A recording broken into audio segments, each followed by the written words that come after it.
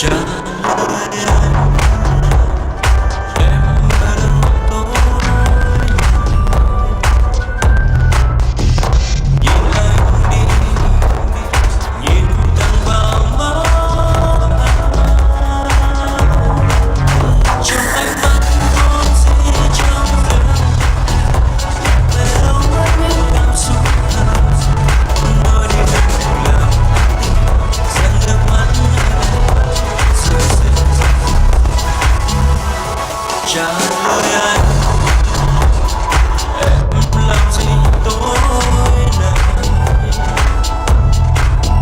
Đừng mà, đừng lặng im như vậy. Em có nhớ khi em nói hai đứa yêu nhau, chẳng điều gì quý giá hơn chân thành.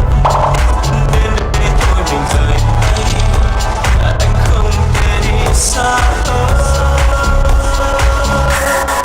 Có một người đã đứng chờ em tối nay, có một người bình tĩnh nhìn em đổi thay. Vẫn nét mặt và đôi môi anh say mê bên ai như đôi ta đã từng. Có một người đã ước chưa nhìn thấy gì, những phép màu xây ra cuộc đời mấy khi.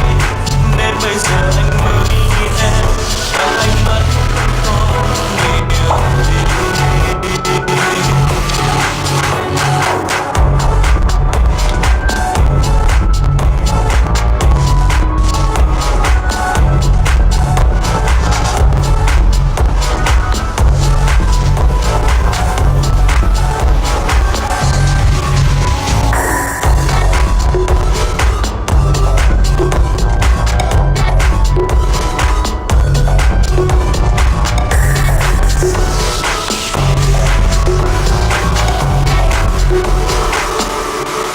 Có một người đã